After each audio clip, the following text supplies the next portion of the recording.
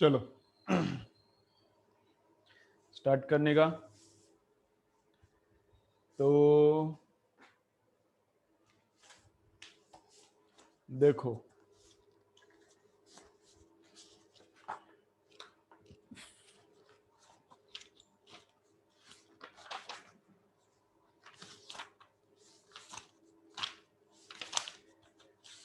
तो diffraction and interference में क्या क्या डिफरेंसेस है वो मैंने पहले भी एक बार बोला है,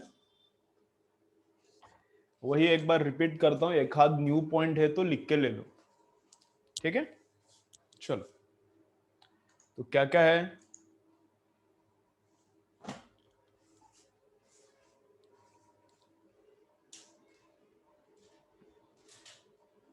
और जो अहमदपुर के स्टूडेंट्स है उनको, कुछ स्टूडेंट्स को एग्जाम देने के लिए या फिर मिलने के लिए सर ने बुलाया था ना। कुछ स्टूडेंट्स के लिए, अहमदपुर के कुछ स्टूडेंट्स को मिलने के लिए सर ने बुलाया था। तो वो सर बोले कि वो गए ही नहीं स्टूडेंट्स, कुछ भी रीजन बता दिया। तो ऐसा मत करो, फिजिकल मीटिंग बहुत इंपॉर्टेंट रहता है। एक बार मीट करोगे तो क्या होता है, थोड़ा एनर्जी बढ़ता है। तो जब भी सर तुमको बोलते हैं आने के लिए तो आते जाओ, ठीक है।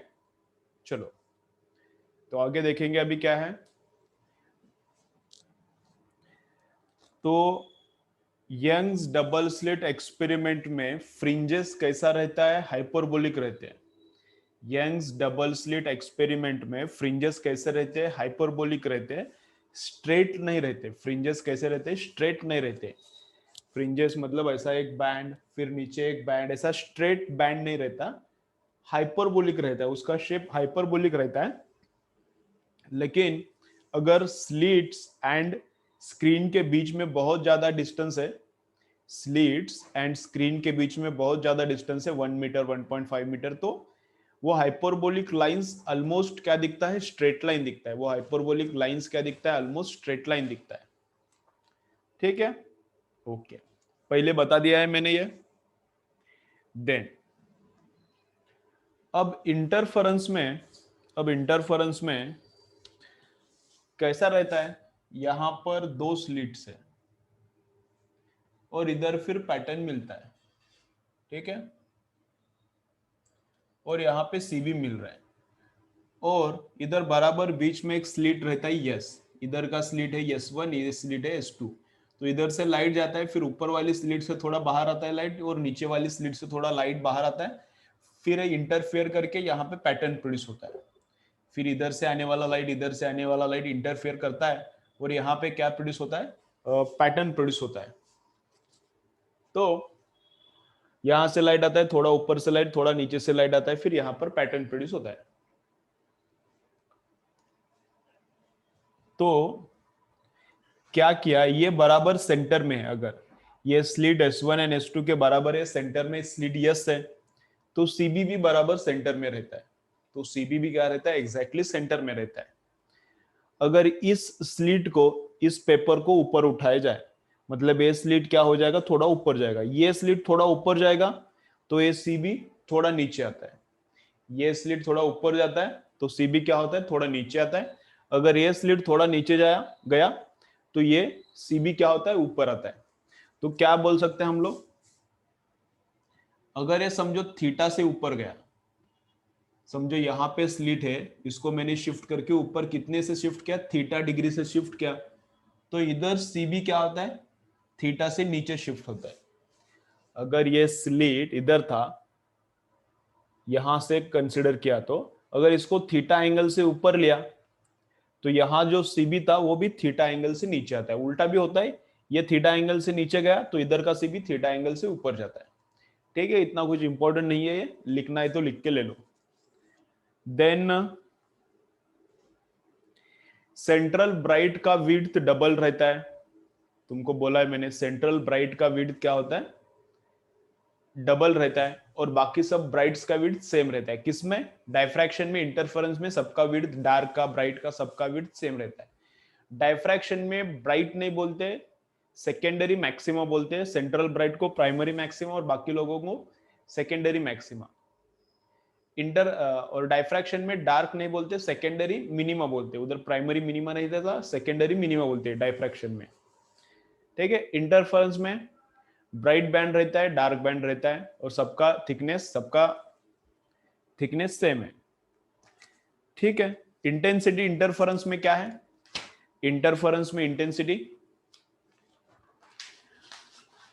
हर एक ब्राइट बैंड का इंटेंसिटी इंटरफेरेंस में सेम, हर एक ब्राइट बैंड का इंटेंसिटी इंटरफेरेंस में सेम, और हर एक डार्क बैंड का इंटेंसिटी वो भी सेम रहता है, लेकिन उसमें अगर S1 slit and S2 slit, S1 slit and S2 slit इधर से आने वाला इंटेंसिटी अगर एग्जैक्टली सेम है तो डार्क कंप्लीटली डार्क रहता है।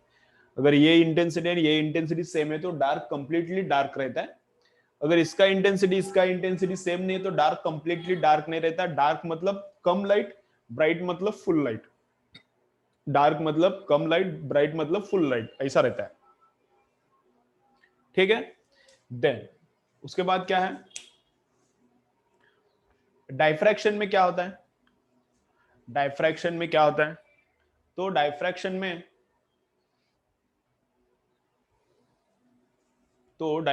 क्या होता है? डायफ्रैक्शन में ब्राइट सीबी तो ब्राइटेस्ट रहता है, सेंट्रल ब्राइट तो ब्राइटेस्ट रहता है। फर्स्ट ब्राइट का ब्राइटनेस कम, सेकेंड ब्राइट का और कम, थर्ड ब्राइट का ब्राइटनेस और कम, फोर्थ ब्राइट का ब्राइटनेस और कम रहता है। ऐसा ब्राइटनेस कम कम कम होता है। और डार्क ऑलवेज कंप्लीटली डार्क रहता है। डायफ्रैक्शन में डार्क कंप्लीटली डार्क रहता है ऑलवेज, उधर कुछ छोटा डार्क, कम डार्क, फेन डार्क ऐसा कुछ नहीं रहता। ठीक है, चलो तो थोड़े न्यूमेरिकल्स है डायफ्रैक्शन के, वो मुझे लगते हैं थोड़े डिफिकल्ट है, यहाँ पे लेना पड़ेगा, वो लेते हैं, वो कंप्लीट करेंगे फिर आगे जाएंगे। ठीक है, चलो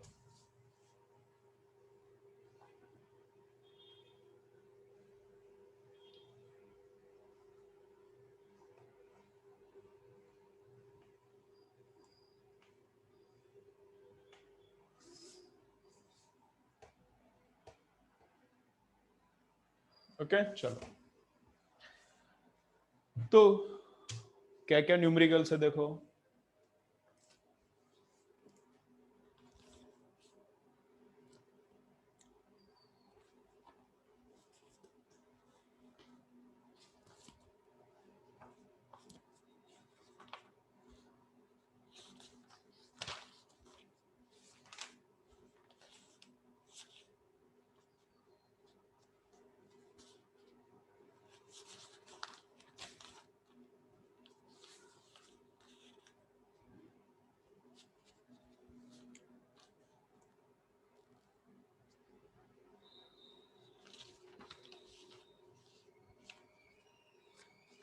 अरे अरे उड़ता है, उड़ रहा है।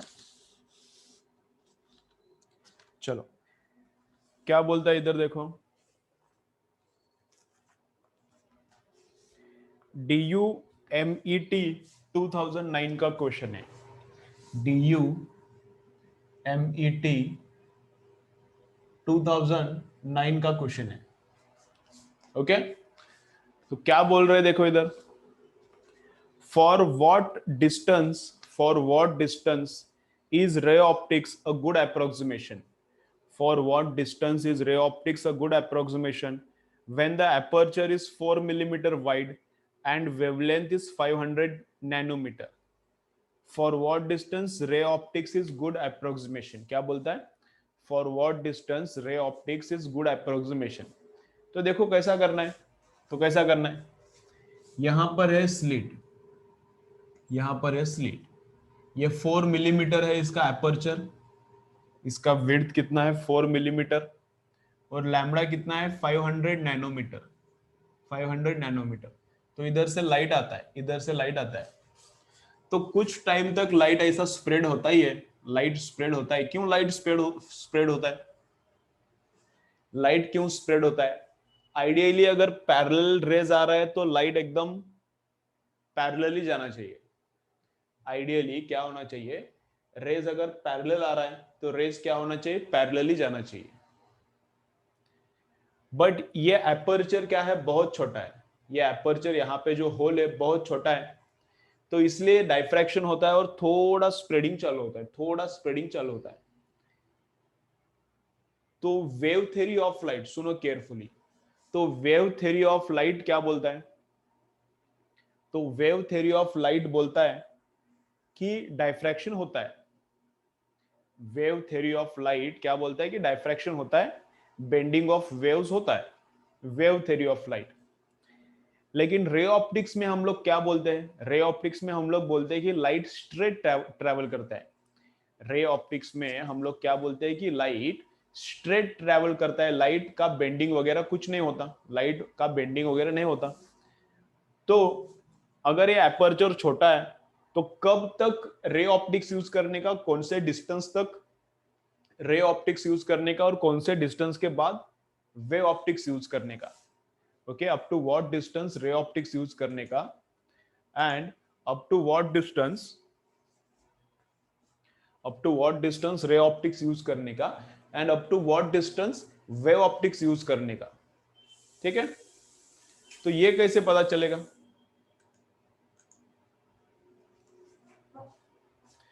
तो उसके लिए फ्रेस्नेल ने एक फॉर्मूला दिया है,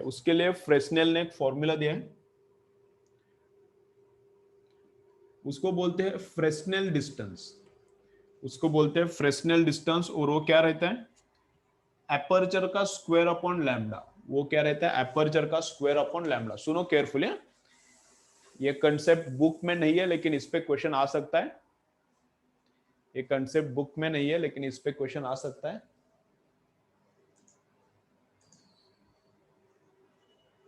चलो, तो क्या है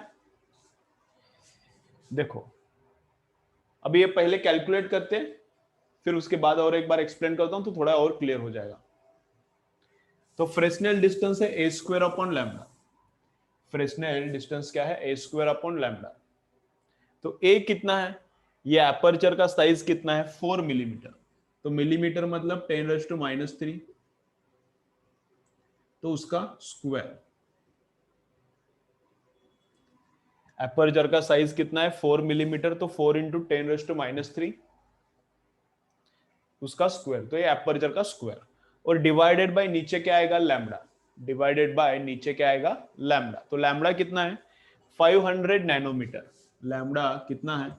500 नैनोमीटर। नैनो मतलब कितना है? 10⁻⁹। नैनो मतलब कितना? 10⁻⁹। अभी इसको कैलकुलेट करते देखो कितना आता है। तो 4 का स्क्वायर 16, ये 10⁻⁶। नीचे क्या आता है? 5 इंटू 10⁻, ये 2 जीरो और -9 कितना बनता है? -7। तो ये -7 ऊपर चढ़ जाएगा तो कितना बनता है? +7। तो 7 - 6 1, तो 10⁻1 मतलब 10, तो 160। तो 160 अपॉन 5, तो 160 अपॉन 5 कितना? तो ये आता है 32 मीटर। ए स्क्वायर अपॉन लैम्डा कितना आता है? 32 मीटर। तो इसका मतलब क्या है? सुनो केयरफुली, इसका मतलब क्या है? ए स्क्वायर, एपर्चर का स्क्वायर अपॉन लैम्डा आता है 32 मीटर, मतलब फ्रेस्नेल डिस्टेंस 32 मीटर आता है। अभी नया कंसेप्ट है इसलिए केयरफुली सुनो। तो इसका मतलब क्या है? तो इसका मतलब ऐसा है, 4 मिलीमीटर में से लाइट आगे जा रहा है, 4 मिलीमीटर का एपर्चर है, उसमें से लाइट आगे जा रहा है, 500 नैनोमीटर का लाइट है। तो लाइट क्या होगा? बेंड होते ही जाता है, बेंड होते ही जाता है, लेकिन 32 मीटर्स तक बेंडिंग ज्यादा नहीं है। लेकिन 32 मीटर आता है, 3200 नहीं आता, लेकिन क्या 32 मीटर तक बेंडिंग ठीक है लेकिन बहुत ज्यादा नहीं है।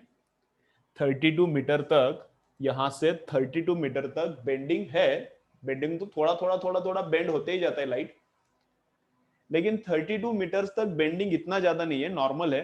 तो 32 मीटर्स तक हम लोग क्या पकड़ सकते हैं? लाइट स्ट्रेट लाइन में जा रहा है और रे ऑप्टिक्स वैलिड है। 32 मीटर्स तक हम लोग क्या कंसिडर कर सकते हैं? कि रे ऑप्टिक्स वैलिड है। और 32 मीटर्स के बाद किसका रूल्स अप्लाई करना पड़ेगा? फिर वेव ऑप्टिक्स का। वेव ऑप्टिक्स को में क्या बोलते हैं हम लोग? वेव ऑप्टिक्स में लाइट बेंड होता है, डायफ्रैक्शन होता है। और रे ऑप्टिक्स में क्या बोलते हैं हम लोग? रे ऑप्टिक्स में हम लोग बोलते हैं कि लाइट एकदम स्ट्रेट लाइन में जाता है, बेंडिंग बेंडिंग कुछ नहीं होता।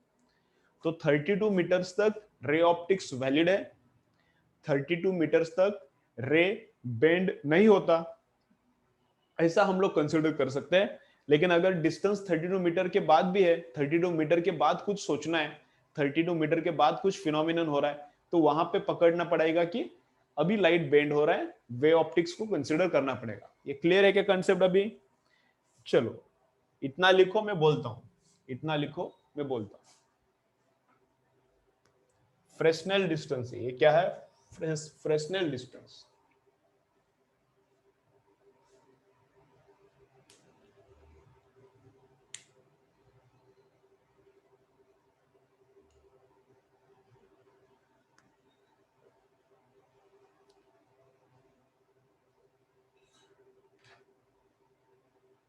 अभी ये लेक्चर के बाद क्या है, क्या सोहम? सोहम, इस लेक्चर के बाद तेरा कोई लेक्चर है क्या इमीडिएटली? अगर कुछ नहीं है तो मुझे कॉल कर जरा। इस लेक्चर के बाद इमीडिएटली कुछ लेक्चर है क्या?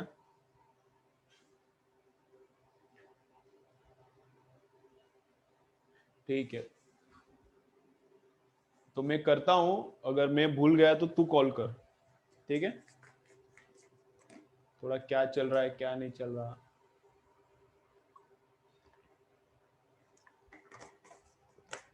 चलो हो गया इतना।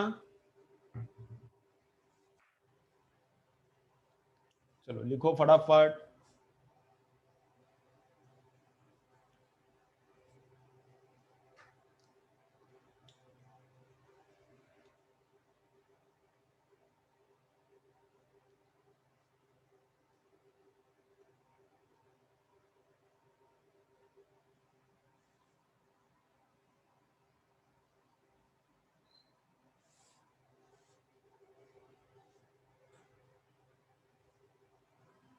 चलो लिखो क्या? up to 32 meters, up to 32 meters, bending of light is not significant. Up to 32 meters, bending of light is not significant. Up to 32 meters, bending of light is not significant. Up to 32 meters, bending of light is not significant. Therefore, therefore, therefore, ray optics,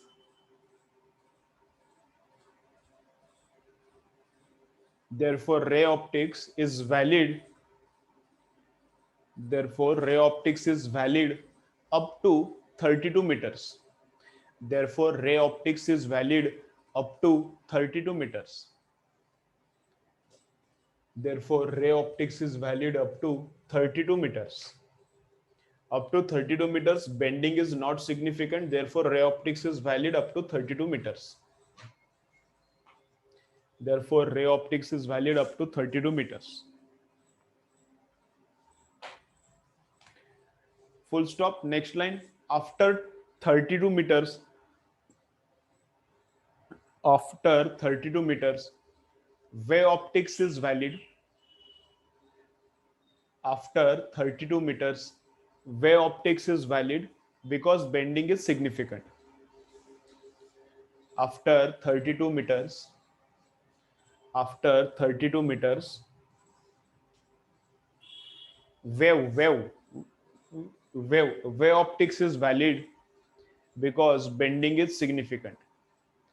Wave optics is valid because bending is significant. Wave optics is valid because bending is significant.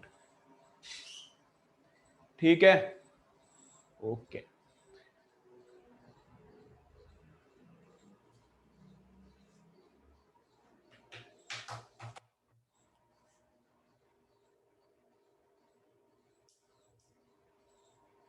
Okay चलो आगे जाएंगे।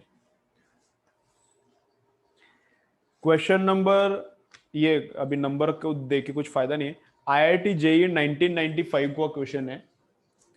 IIT JEE 1995 का question देखो क्या बोल रहा है इसमें।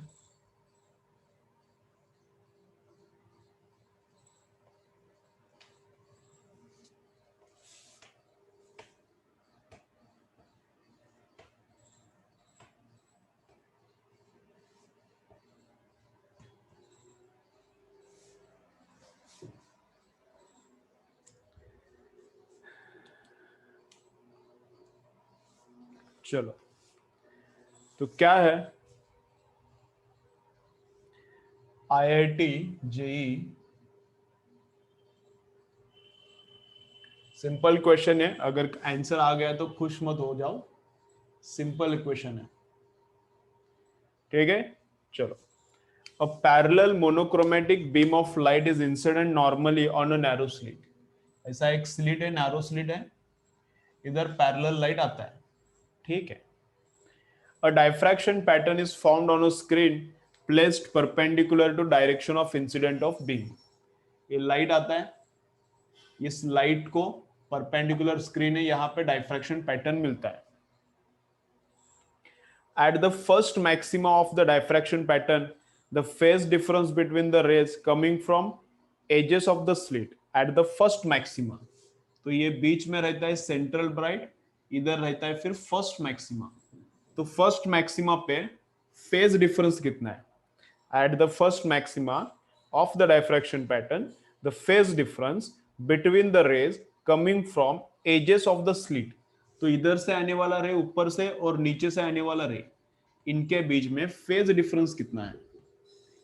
इन रेज के बीच में फेज डिफरेंस कितना है? इस वीक में थर्सडे, फ्राइडे एंड सैटरडे का लेक्चर स्वर्गीय सर लेंगे। इस वीक में थर्सडे, फ्राइडे एंड सैटरडे का लेक्चर स्वर्गीय सर लेंगे। मंडे का लेक्चर लेने वाले थे सर, मंडे ट्यूसडे का, लेकिन मंडे तो रिजल्ट लगा ही नहीं। मंडे रिजल्ट लगेगा लगेगा ऐसा, रिजल्ट लगने के बाद थोड़ा मुझे काम हो सकता है, इसलिए सर लेने वाले लेक्चर। तो अभी रिजल्ट कब है? नीट का रिजल्ट 2-3 दिन आगे गया है, फ्राइडे होने वाला है। तो थर्सडे, फ्राइडे एंड सैटरडे के लेक्चर्स क्या करेंगे? स्वर्गीय सर लेंगे, ठीक है। चलो, तो फेज डिफरेंस निकालना है, फेज डिफरेंस निकालना है। तो ऊपर से आने वाला रे और नीचे से आने वाला रे, इन दोनों रेज के बीच में फेज डिफरेंस कितना है वो हमको निकालना है, ठीक है। तो देखो कैसा करना है।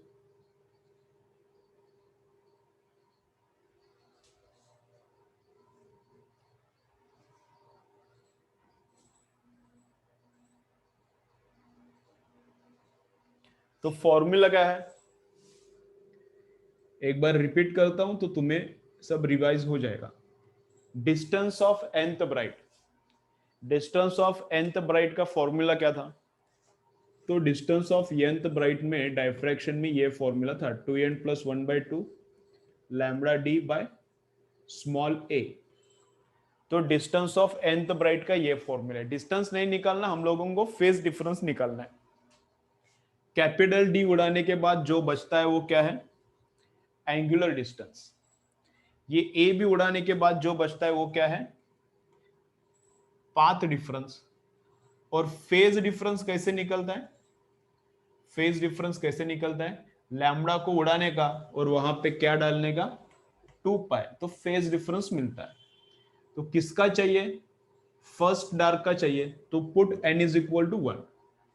फर्स्ट डार्क का चाहिए तो put n is equal to 1। तो 1 डाला तो 1 इंटू 2, 2, 2 + 1 कितना? 3, 3/2। तो 2, 2 जाता है तो कितना आता है? 3π। तो ऊपर से जाने वाला रे और नीचे से जाने वाला रे, इनके बीच में फेज डिफरेंस कितना है? 3π। एररलेस में आंसर इसका रॉन्ग दिया है, 3π ही करेक्ट आंसर है। 3π शायद ऑप्शन में ही नहीं है, लेकिन 3π करेक्ट आंसर है, ठीक है। चलो लिख के ले लो, बाकी तो सब सिंपल सिंपल है।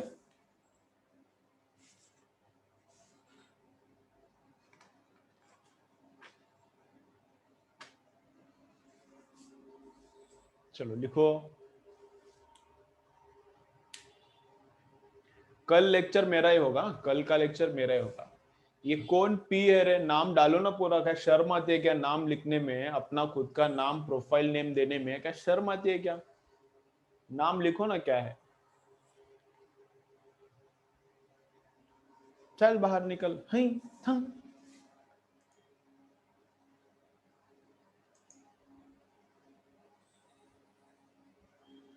ये एंड्रॉइड, प्रोफाइल नेम चेंज करो अपना। चलो बाहर। अपना नाम देखो, क्या नाम डाला, एंड्रॉइड ब्लू ड्रॉइड, चल नाम डालो, जो भी नाम है प्रोफाइल नेम चेंज करो।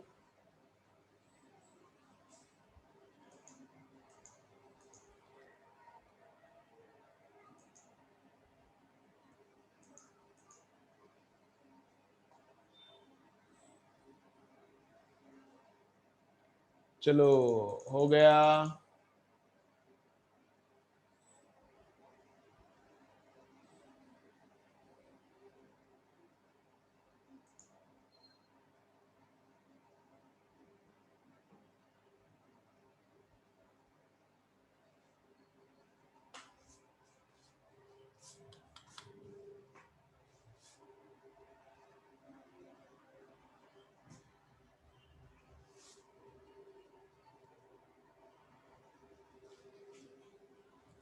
चलो नेक्स्ट क्या करना है,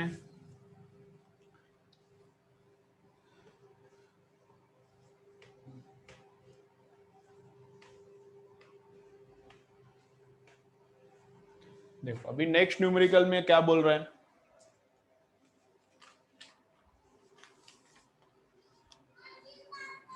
a single slit of width A is illuminated by violet light. A single slit of width A is illuminated by violet light of wavelength 400 nanometre. इधर स्लिट है और 400 नैनोमीटर की light से इसको इल्यूमिनेट किया, 400 नैनोमीटर की लाइट से इसको इल्यूमिनेट किया। And width of the diffraction pattern is measured as y। यहाँ पे जो डाइफ्रैक्शन पैटर्न प्रोड्यूस होता है, इसका विड्थ मतलब बैंड विड्थ, इसका फ्रिंज विड्थ, बैंड विड्थ कभी बोलते हैं, फ्रिंज विड्थ कभी बोलते हैं। फ्रिंज विड्थ कितना है, फ्रिंज विड्थ है y, उसका फ्रिंज विड्थ कितना है y। 400 नैनोमीटर का लाइट यूज किया तो फ्रिंज विड्थ बैंड विड्थ कितना है y। अब देखो क्या बोल रहा है, when half of the slit is covered, मतलब इधर का अभी एपर्चर ए है तो आधा स्लिट कवर करने का, आधा स्लिट बंद करने का, बंद करने का मतलब इधर से लाइट नहीं आएगा, इधर से लाइट नहीं आएगा तो आधे में से आएगा, तो स्लिट का विड्थ आधा करना है, इसका मतलब हाफ स्लिट इज कवर्ड, इधर का आधा स्लिट कवर करना है तो आधे में से लाइट आएगा, तो एपर्चर कितना पड़ेगा, आधा, आधे को एपर्चर पकड़ना पड़ेगा, तो एपर्चर कितना किया, हाफ, एपर्चर कितना किया, हाफ। अब उसके बाद क्या बोल रहा है, and wavelength used is 600 nm। इधर वेवलेंथ इतना था, एपर्चर इतना था, अब वेवलेंथ क्या हो गया, 600 यूज किया, एपर्चर a/2। तो क्या बोल रहा है, अब बैंडविड्थ कितना है,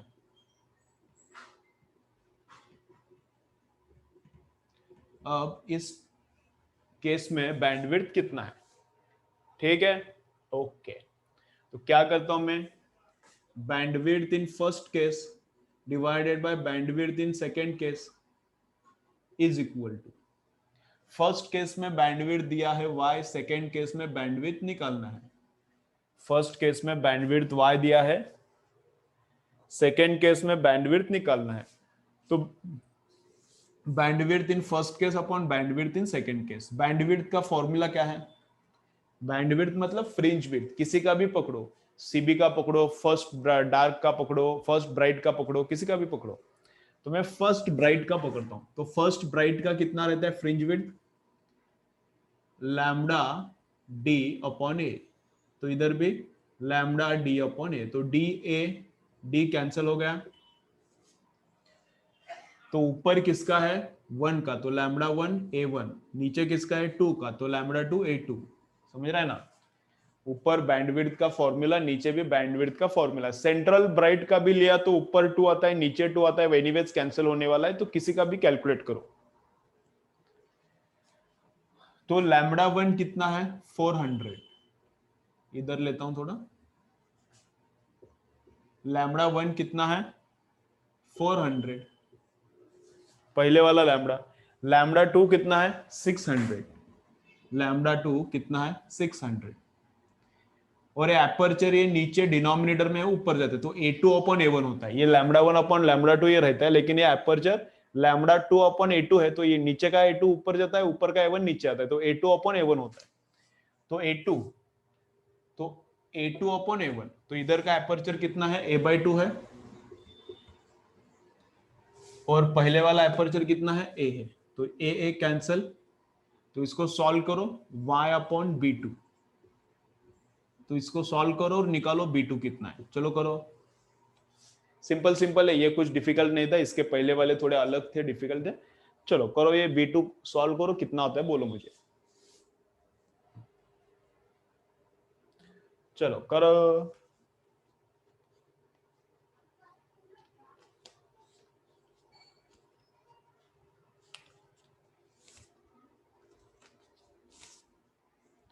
थ्री वाई सही है, 3y आता है क्या, देखो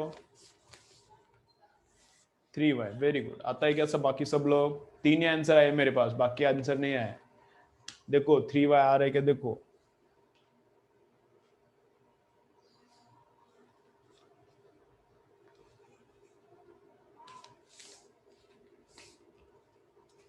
ठीक है। चलो फाइनल न्यूमेरिकल एक करेंगे, उसके बाद चैप्टर का लास्ट पार्ट स्टार्ट करेंगे।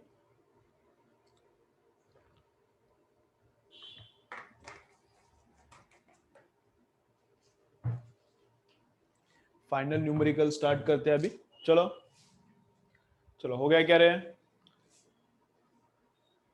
0000 कैंसिल, कैलकुलेशन करने के बाद कितना आता है, 3y आता है, 3y, B2 is equal to 3y। Next chapter बोलो तुम लोग, जो बोलो वो लेते हैं।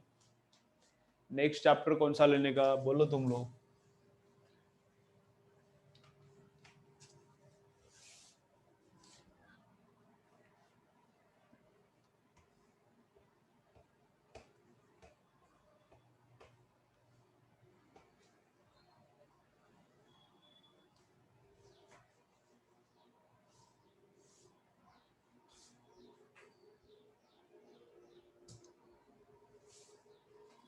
रे ऑप्टिक्स शायद हुआ है इधर सोहम, रे ऑप्टिक्स रिकॉर्डेड फॉर्म में रहेगा, मैं स्वर्गेकर सर को बोलता हूँ, और अगर है अवेलेबल तो तुझे बोलता हूँ, ठीक है। रे ऑप्टिक्स हुआ है, अहमदपुर में हुआ है, 11 का चैप्टर है ना, तो तेरे को मैं भेजता हूँ वीडियो उसका, केटीजी करने का, ठीक है। चलो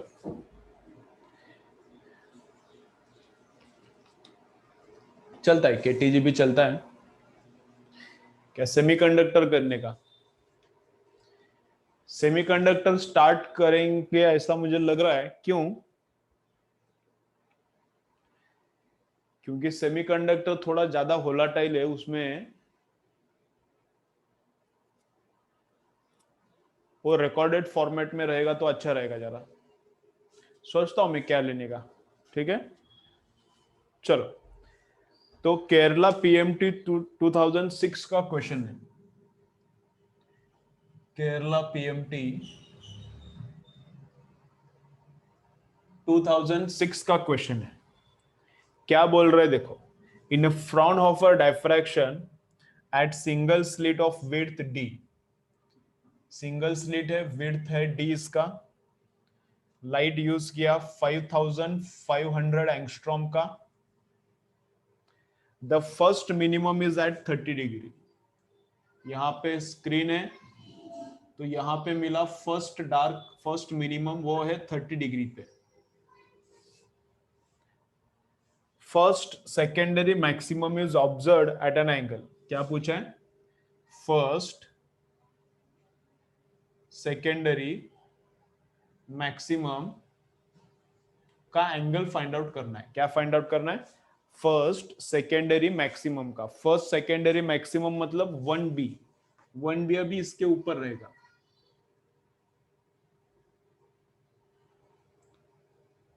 ठीक है ना। तो ये वाला एंगल फाइंड आउट करना है, ये ये पूरा angle, first bright first dark के भी ऊपर रहेगा, फर्स्ट सेकेंडरी मैक्सिमा, तो इसका एंगल फाइंड आउट करना है। ठीक है, चलो अभी आंसर्स एंगल में,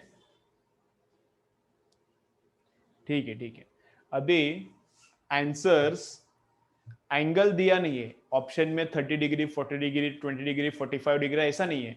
sine inverse of something, sine inverse of 3/2, sine inverse of 4/2 ऐसा दिया है।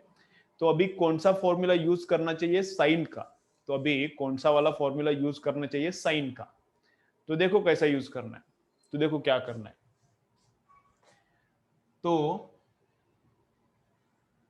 डार्क के लिए पहले सॉल्व करेंगे, डार्क के लिए। डार्क के लिए डिस्टेंस का फॉर्मूला क्या रहता है, एन लैम्डा डी अपॉन ए, लेकिन ए है स्मॉल डी, ए एपर्चर कितना दिया है, स्मॉल डी।